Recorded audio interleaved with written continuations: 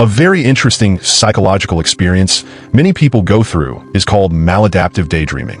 Maladaptive daydreaming is when a person spends a large amount of time lost in very detailed and vivid fantasies. This is not just normal daydreaming. It becomes something much deeper and more absorbing. People who experience this often create complex stories in their mind. These stories can include characters, plots, and entire worlds that continue over time. The person may return to the same imagined scenarios again and again, almost like continuing a series. While daydreaming is something everyone does, in this case, it can take up hours of the day. The person might prefer being in their imagined world instead of focusing on real-life tasks or interactions. These daydreams are usually emotionally intense. The person might feel happiness, excitement, sadness, or even tension as if the events are actually happening. The brain reacts strongly, even though everything is imagined. Many people also have triggers for their daydreaming. Music is a very common one. Listening to certain songs can make the imagination more active and help the person enter their inner world more easily. Another interesting part is that people are often aware that these fantasies are not real, but still feel drawn to them. It can feel comforting or exciting in a way that real life sometimes does not match. Even though it can be enjoyable, it can also become a problem if it starts interfering with daily life like work, studying, or relationships. Maladaptive daydreaming usually develops as a way for the mind to cope with something. For many people, it begins during times of loneliness, stress, or boredom. The brain looks for a way to create stimulation or comfort, and imagination becomes an easy and powerful tool. Over time, this habit can grow stronger and more automatic. One important cause is emotional escape. If real life feels disappointing, overwhelming, or not fulfilling enough, the mind creates a space where everything can be controlled. In these imagined worlds, the person can experience success, connection, or excitement more easily. Another factor is creativity. People who experience this often have very active imaginations. Their brains are naturally good at building detailed scenes, characters, and stories. This makes the daydreams feel more real and more engaging, which increases the desire to return to them. Repetition also plays a role. The more a person daydreams, the more the brain gets used to it. It becomes a reversionary pattern where the mind automatically drifts in a fantasy during certain moments like walking, listening to music, or being alone. There can also be a link to unmet needs.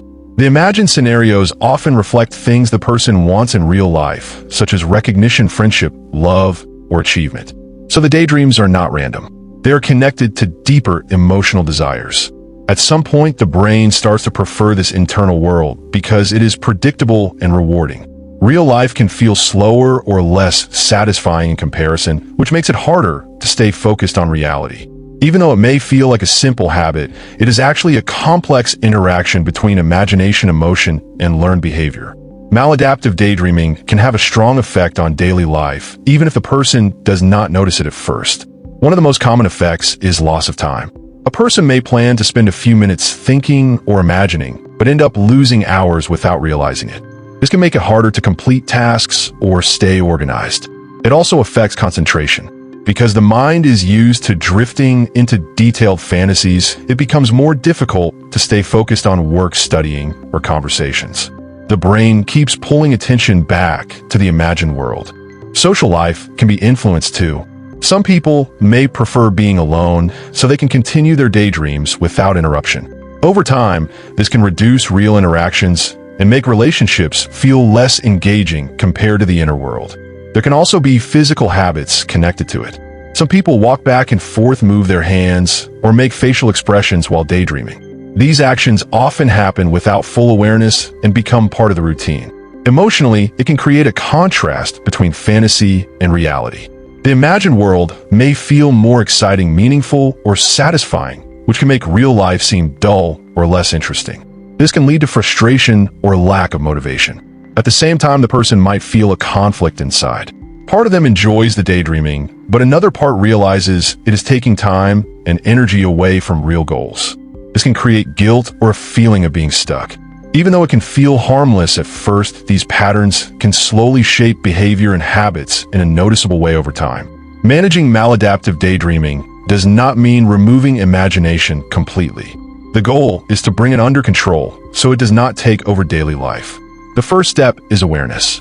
A person needs to notice when and why the daydreaming starts. It often happens during specific situations like listening to music, being alone, or feeling bored. Recognizing these patterns makes it easier to interrupt them. Another helpful approach is setting limits. Instead of trying to stop completely, which can feel impossible, the person can allow themselves a certain amount of time for daydreaming. This helps the brain feel less restricted while still reducing the total time spent in fantasy. Replacing the habit is also important. When the urge to daydream appears, it helps to switch to an activity that keeps the mind engaged, such as exercise, reading, or talking to someone. The brain needs something else to focus on rather than just being told to stop. Improving real-life stimulation can make a big difference. When daily life becomes more interesting or meaningful, the need to escape into imagination becomes weaker. This can include setting goals, learning new skills, or building stronger social connections. Managing triggers is another step. For example, if music strongly activates daydreaming, the person can choose different types of music or listen in situations where they stay focused, like during work or study. It is also important to be patient. This habit develops over time, so it does not disappear instantly. Small, consistent changes are more effective than trying to force a sudden stop. The key idea is balance.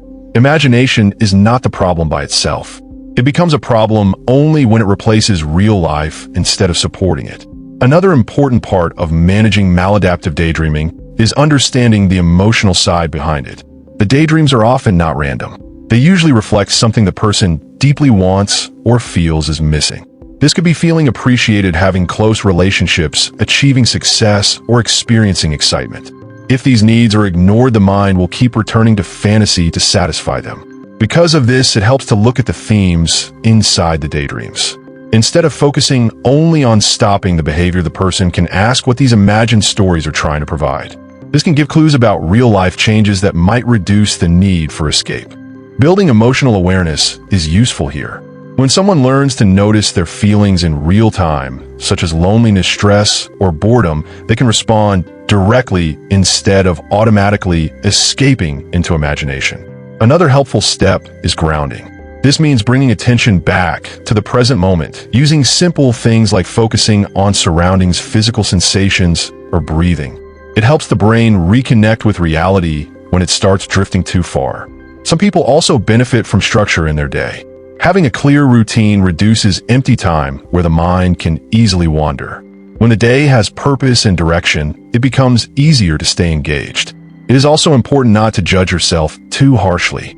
This experience is more common than people think, and it develops for understandable reasons. Treating it with patience instead of frustration makes change more realistic. Over time, as real life becomes more fulfilling and the mind learns new habits, the intensity of maladaptive daydreaming usually decreases. The imagination stays, but it becomes something you control instead of something that controls you.